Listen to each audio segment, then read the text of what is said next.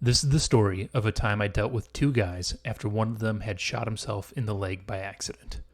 As a disclaimer, this is not how all accidental shootings go, but it is a pretty good indicator of what they are like. The call initially came out as a shooting. The caller said that he and a friend were walking down the street in their apartment complex when a car slow rolled next to them. The unidentified occupants of the vehicle rolled down the window, pointed a gun out, and shot at them a few times before speeding off.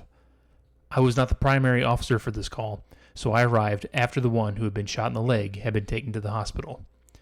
I ended up speaking with the caller, who was still on scene, and he told me after the people in the car had shot at them, they freaked out and ran back down the road to his apartment, which is when they saw the other guy had been shot and called the police. Now at this point, we didn't know that they were lying and began trying to establish exactly where the guy had been shot. We had the caller take us back down the road to the stop sign where he said they had been shot at, and we began looking for any evidence. Very quickly, we noticed the lack of shell casings or blood that might indicate someone had been shot there. I started asking the caller about what happened, and he repeated they didn't know his friend was shot until they made it back. I told him I can believe he maybe didn't feel anything because of an adrenaline dump, but just because he didn't feel it doesn't mean a hole wasn't punched into him. There's no blood here.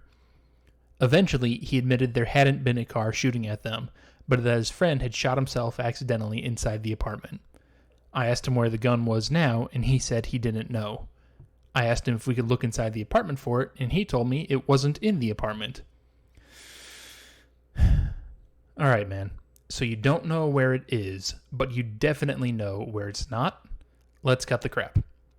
It turned out that in a panic, they had buried the gun in some mulch underneath a bush behind the building. His friend ended up being okay, and I like to think that he managed to not shoot himself on accident again after that. The lesson here is that when you make a mistake, it's okay to fess up to it.